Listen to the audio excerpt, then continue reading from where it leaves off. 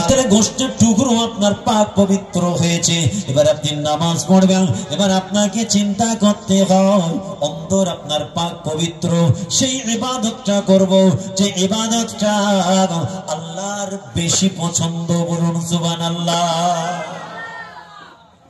পরীক্ষা চলছে তাই তো,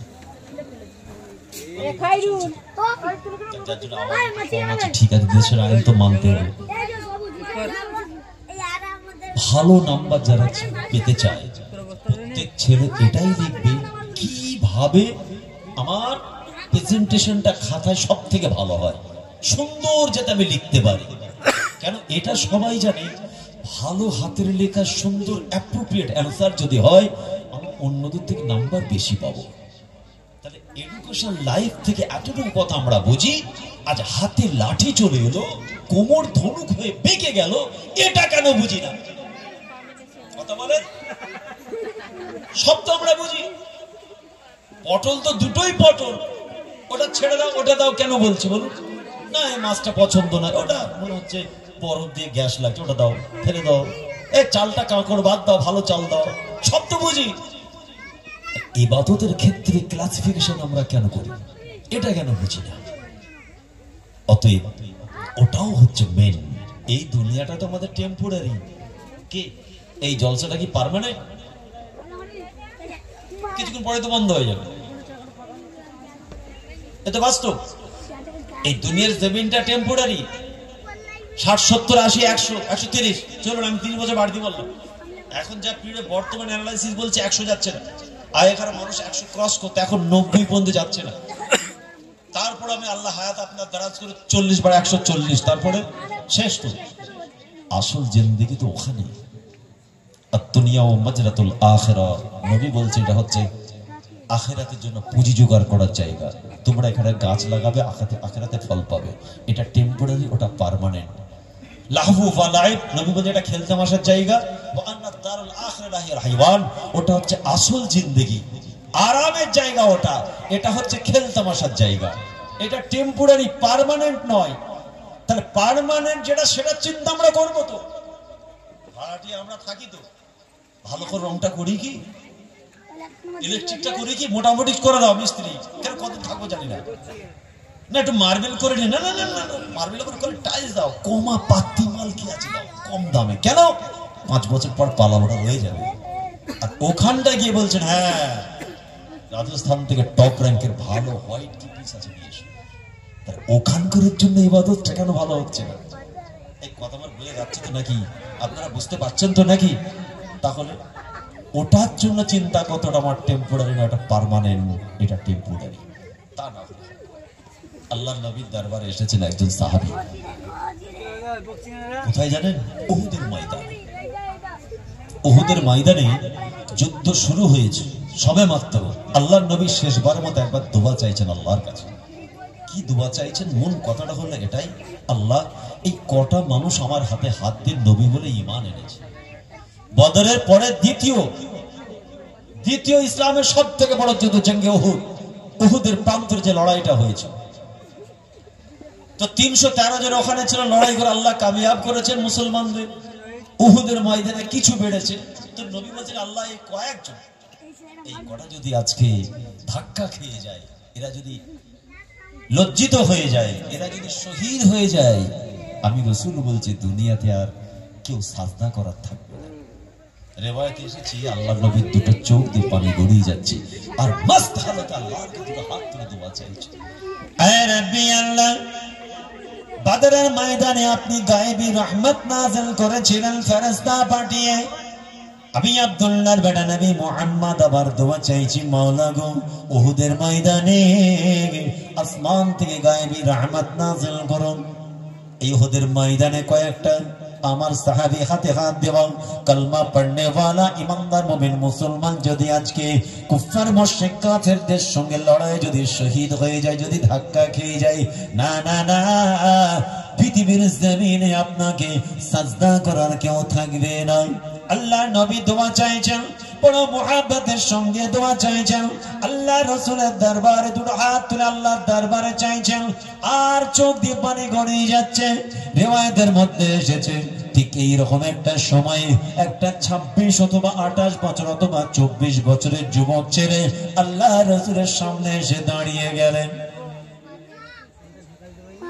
তার হাতে একটা ঠোঙা আছে, কেউ বলছে ওতে আঙ্গুর ছিল, কেউ বলছে খাজুর ছিল।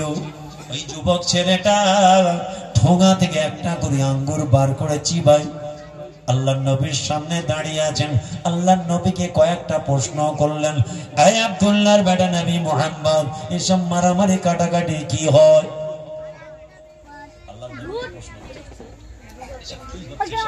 এই তলোয়ার নিয়ে মারামারি উহুদের ময়দানে, ওরা একটা দল এরা একটা দল, কিসের জন্য লড়াই, কেন হচ্ছে?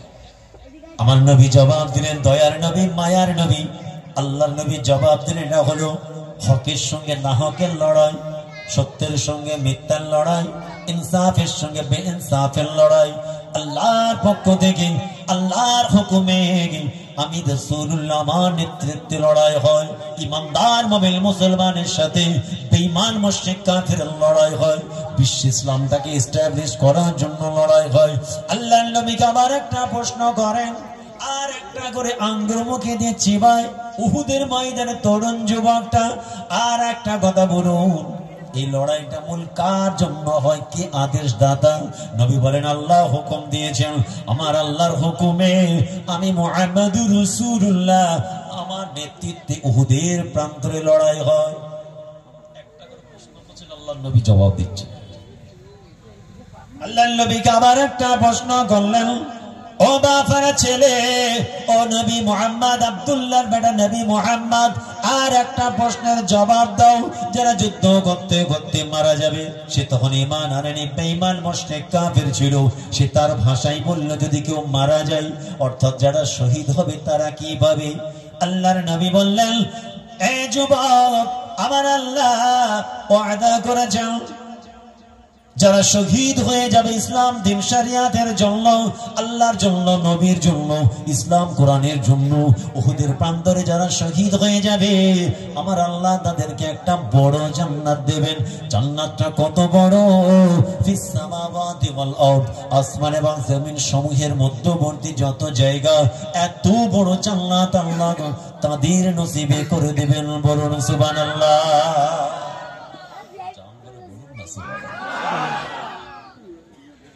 কথাবার্তা কমপ্লিট, প্রশ্নকারীর প্রশ্ন শেষ। সঙ্গে সঙ্গে দেখা যায় ওই তরুণ যুবক জওয়ানটা হাতে যে ঠোঙাটা ছিল আঙ্গুর অথবা খাজুরের ঠোঙা, টান মেরে উহুদের ময়দানে ফেলে দেয়। হাতে একটা আঙ্গুর ছিল, খাবেন, তখনও মুখে দেননি, ওটাও ছুঁড়ে ফেলে দিলেন। আর গালে টুকরো টুকরো চিবিয়েছিল অংশ ছিল, সেটাও থুতু ফেলে দিয়ে দুটো হাত আল্লাহ রাসূলের দরবারে বাড়িয়ে দিয়ে বললেন, ও আব্দুল্লাহর বেটা নবী মুহাম্মদ, ওই বড় জান্নাত আমারও বড় পছন্দ, কি করতে হবে? একবার ওই মহাবাণী মহাকালমা পড়ে আমাকে মুসলমান বানিয়ে দাও। আল্লাহর নবী মোবারক পবিত্র হাত বাড়িয়ে তাকে কালমা পড়িয়ে ঈমান আনিয়ে মুসলমান বানিয়ে দিলে। কিন্তু একবার প্রশ্ন করলাম, ও নবী মুহাম্মদ, গ্যারান্টি কি আছে? এই প্রশ্ন ছিল তো নাকি? মুখের কথা বললাম, আমি শুনে নিলাম। গ্যারান্টি কি আছে? আসলে জান্নাতটা কেমন? কটা জানালা দরজা আছে? কি ফলের গাছ আছে? কি নহর আছে? কি মিষ্টি শরবত আছে? কি ঠান্ডা হাওয়া আছে? খাবারটা কেমন? গাছের ফলটা কেমন? কোন প্রশ্ন নয়। যেমনি আল্লাহর নবী কলমা পড়িয়ে দিয়েছেন, তারপরে বলছি, ইয়া রাসূলুল্লাহ, যখন আমি অন্য ধর্ম বর্ণে ছিলাম, ওই ধর্মে থাকা অবস্থায় আঙ্গুর ছুঁড়ে ফেলে দিয়েছে। হুজুর আমার হাতে ছিল, উহুদের ময়দানে ফেলে দিয়েছে। শুধু তাই নয়, ইয়া রাসূলুল্লাহ, ইয়া হাবিবাল্লাহ, যেটা আমার মুখে ছিল সেটাও থুতে ফেলে দিয়েছে। এখন আমি কালমা পড়ি মানে মুসলমান। হুজুর, আমি আপনার দলে, আল্লাহ আল্লাহ রাসূলের দলে। জোরে বলুন সুবহানাল্লাহ। হুজুর এবার একটা আমাকে তালওয়ার দেন। সুবহানাল্লাহ বলেন, করে বলেন না সুবহানাল্লাহ। এবার আমাকে তালওয়ার দেন। এখন আমি বেঈমান মুশরিক কাফের নয়, আমি স্বজ্ঞানে স্ব ইচ্ছায় আল্লাহকে সাক্ষী রেখে আপনার হাতে হাত দিয়ে কালমা পড়ে ঈমান এনে মুসলমান, আমার ভাইগুলো লড়াই করছে ইসলামের পক্ষে, দিন শরীয়তের পক্ষে। আমি তার ভাই যুদ্ধের ময়দানে